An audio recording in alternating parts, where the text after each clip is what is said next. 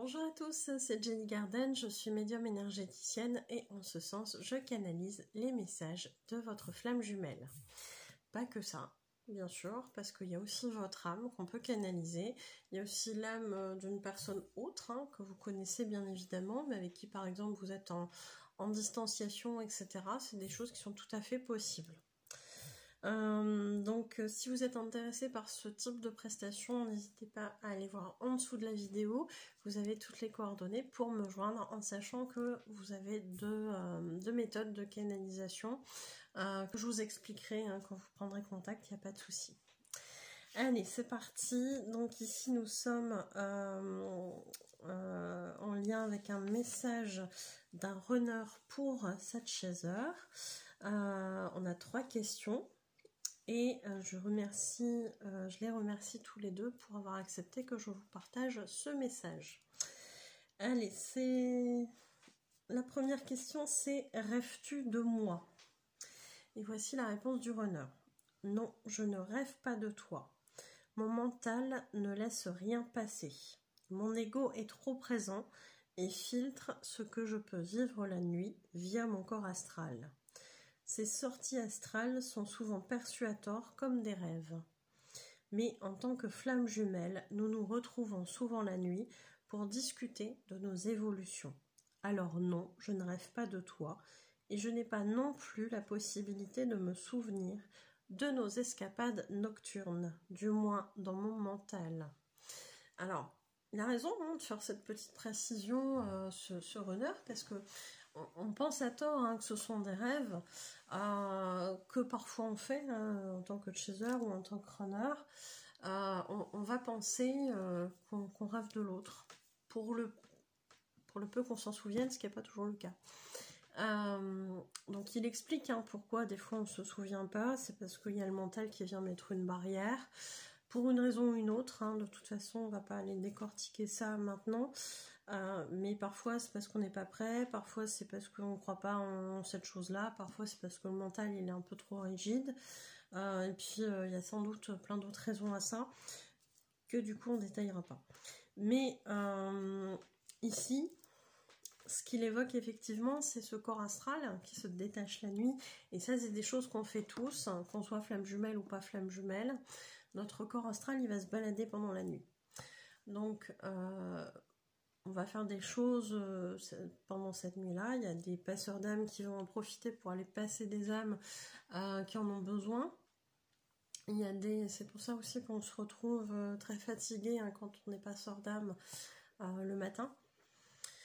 Même s'il n'y a pas que ça qui peut expliquer cette fatigue au réveil, ça peut venir de ça. C'est pas une obligation, mais voilà. Il y a des personnes qui effectivement vont sortir la nuit, faire autre chose, pour peu que vous soyez endormis dans des émotions négatives, de la tristesse, de la colère, etc., etc.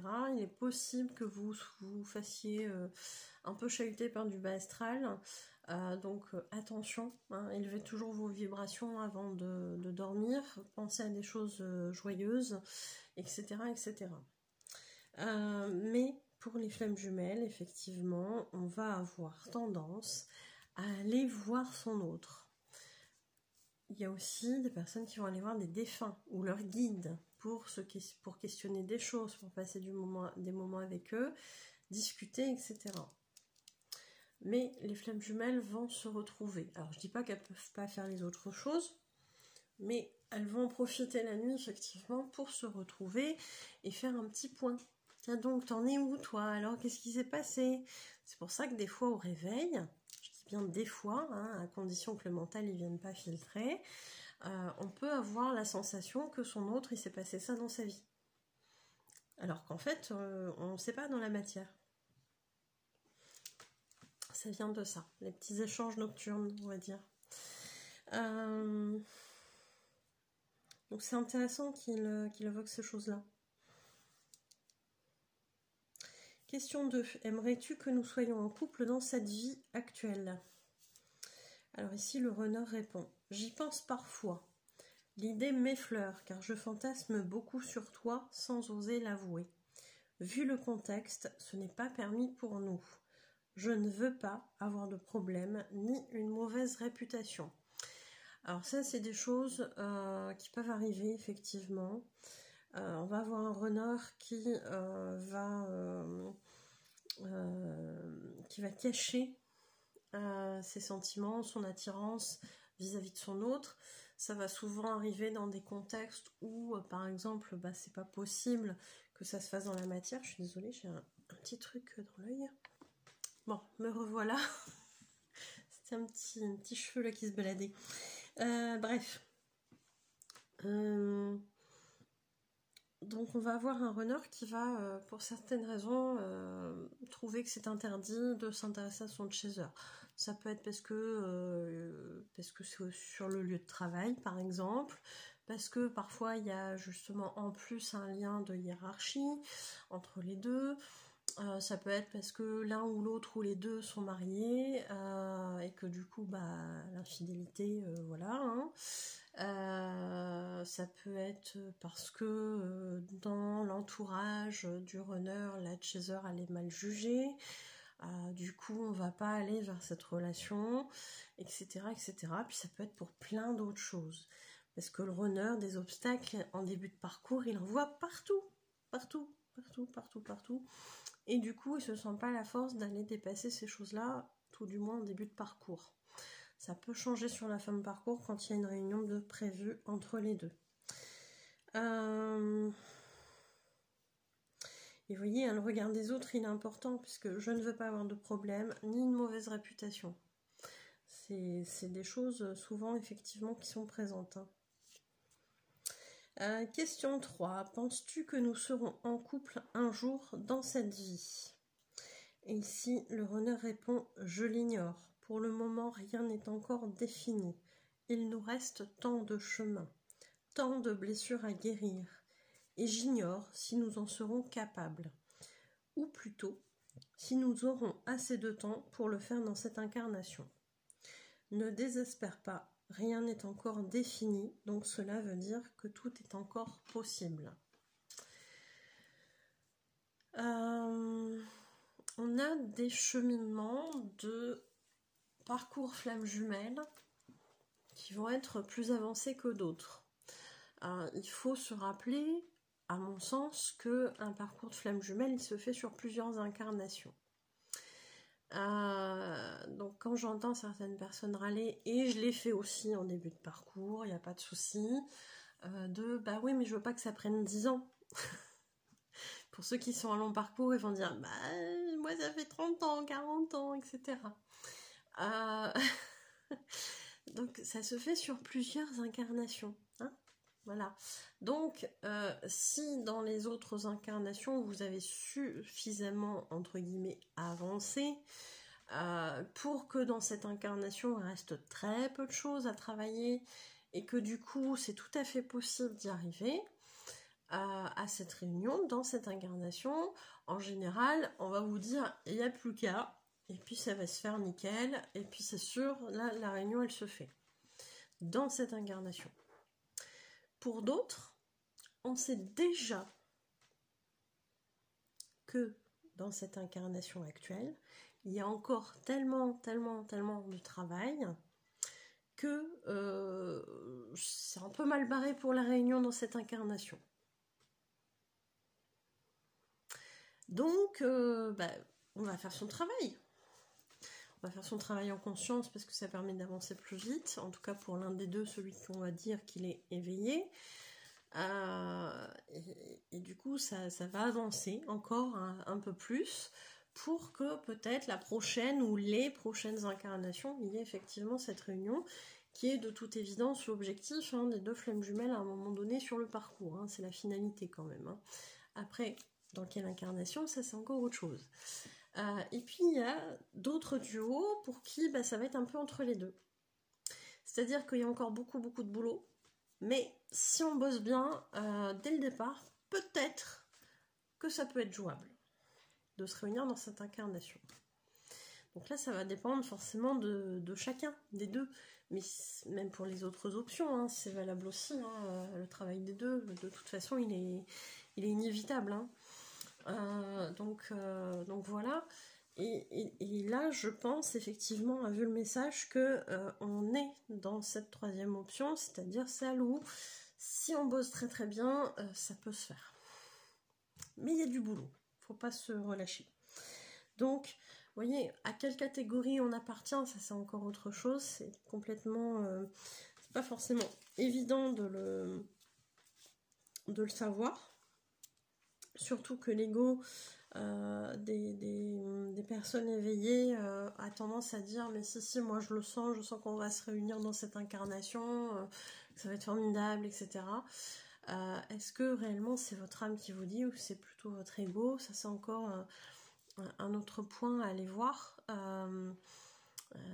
Donc voilà, hein, c'est important d'aller interroger ces ressentis-là, mais souvent à l'intérieur de nous on va savoir si effectivement cette réunion elle est prévue et possible dans cette incarnation, ou si c'est un petit peu mal barré quand même et que a priori bon bah bof quoi. Hein. Souvent on le sait, souvent on le sent. Après, est-ce qu'on veut le voir ou pas le voir? Ça c'est encore autre chose. Et on va partir sur le message libre. Je voudrais que tu saches que je suis secrètement amoureux de toi, mais pour le moment, je ne peux pas bouger de ma situation. Cela aurait trop de conséquences fâcheuses pour nous deux, et je ne souhaite pas que nous ayons des problèmes. Il est donc plus sage, pour le moment, d'en rester là. J'espère que tu le comprendras, mais je tenais à te rassurer sur le fait que je ressente moi aussi des sentiments très forts à ton égard. Et que tu sois rassuré, car tu te demandes parfois si tu n'es pas folle et si tu n'as pas imaginé tout cela. La réponse est non, car sinon nous serions deux fous à enfermer. Et j'ai toute ma raison, même si à moi aussi il m'est arrivé de douter. Donc ça c'est la première partie du message. Et je trouve sympa de la part de ce runner de vouloir rassurer son chaser sur le fait qu'il n'ait pas imaginé ce parcours, qu'il soit pas tombé dans un truc de dépendance par rapport à cette théorie FJ, à ce parcours FJ, qui est plus que ça, hein, on le voit tous les jours hein, dans les parcours, mais ça peut être légitime à un moment donné de douter de ces choses-là, et je dirais qu'à partir du moment où vous doutez, c'est qu'a priori vous êtes plutôt sain d'esprit. C'est légitime parce que c'est vrai que dans la matière des fois il se passe rien, surtout du côté de chaser, hein, le chaser qui lui a conscience de ces choses-là et qui vient se dire à un moment donné mais est-ce que je me suis finalement pas fait un film en fait. Et c'est hyper important que là son runner lui dise que ben non, on vit bien des trucs tous les deux très compliqués, donc rassure-toi quoi. Hein, on est dans le même bateau hein, quelque part. Hein. Mais il y a aussi tout cet aspect où il dit bah non en fait c'est pas possible là maintenant. Moi je me sens pas prêt, hein, je crois que c'est ce qu'il disait. Parce qu'il y avait des conséquences possibles, des problèmes pour l'un et pour l'autre, et c'est pas envisageable aujourd'hui. Donc c'est aussi une protection pour lui, mais aussi pour elle, hein, pour eux deux. Hein. Donc bon. Je ne comprends pas avec mon mental pourquoi tu me fais tant d'effets à chaque fois que je te vois. J'essaie de me raisonner, de refouler mes désirs et mes émotions à ton égard. Mais rien ne change, c'est toujours aussi fort. Donc ça c'est pareil, hein, c'est cette lutte chez le runner. À la fois il y a de l'attirance, à la fois il ne comprend pas pourquoi, parce que parfois il n'y a pas forcément l'attirance physique, mais il y a plutôt une attirance émotionnelle, psychologique, etc.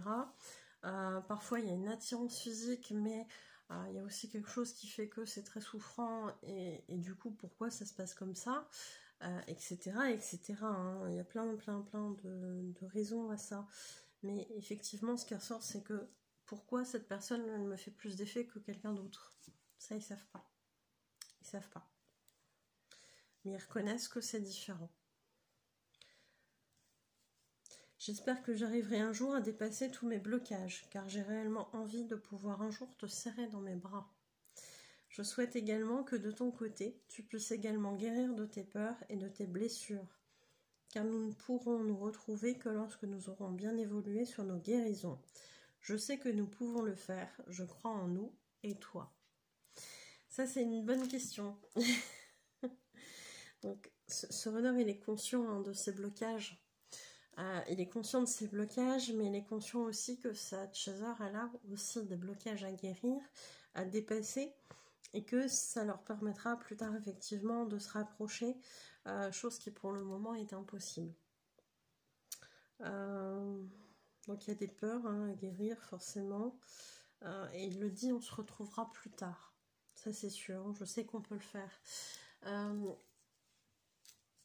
Et il y avait aussi un point que je voulais vous dire, je crois que je ne l'ai pas dit, c'était quand ? Oui, c'est ça, quand il lui dit « je suis secrètement amoureux de toi ». Je fantasme sur toi aussi, un moment il y avait, je crois. Ouais, c'est ça. Je fantasme beaucoup sur toi sans oser l'avouer. C'est très runner, ça. C'est très typique runner. C'est-à-dire qu'il y a ce côté très imaginaire de la relation telle qu'elle pourrait être avec son chaser.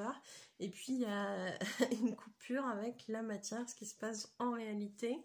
Alors qu'on est toujours dans le rêve, dans le fantasme de vivre une histoire parfaite avec l'autre, parce que le runner, il a ça aussi, hein, cet idéal de relation, comme le chaser, avec quelque chose de très parfait, très beau, dans les émotions, dans l'amour, sauf que y a chez les deux des schémas dysfonctionnels qui font que ça ne se passe pas. Mais un jour, ils y accéderont, hein, un jour, quand ils auront bien travaillé, quand ils auront guéri suffisamment de choses pour y accéder.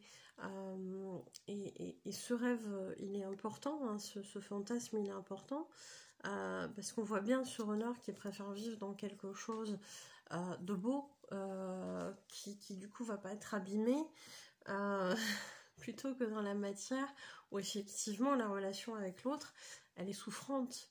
Alors souffrante pas parce que l'autre est méchant, mais souffrante parce que l'autre, sans le vouloir, vient taper dans ses blessures, et c'est réciproque des deux côtés, hein. Et là par contre la relation elle douille, en tout cas l'image de cette relation elle douille, et c'est pour ça que quelque part il vaut mieux vivre un truc plus fade et continuer à fantasmer à la rigueur sur cette relation parfaite avec l'autre, plutôt que de la vivre réellement dans la matière, où forcément à un moment donné ça va foirer, parce que c'est ce que le mental du runner pense, hein. À un moment donné, mon chaser il va se rendre compte de qui je suis, que je suis quelqu'un qui n'est pas du tout comme il l'imagine, il va me quitter et ça va être la fin du monde. En fait, il vaut mieux penser à plusieurs reprises à son chaser amoureux dans quelque chose de très beau, plutôt que d'affronter la réalité et de se dire mais en fait c'est quelque chose que je vais pas vivre, ou qui va foirer et qui va faire souffrir. Voilà le mécanisme aussi du runner. Je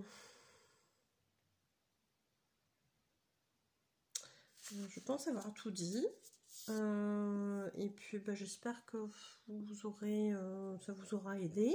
Je vous remercie pour votre écoute et je vous souhaite une belle journée ou une belle soirée. Je vous dis à bientôt, prenez soin de vous. Il veut pas s'éteindre. Il veut pas, c'est fou. Bon à bientôt.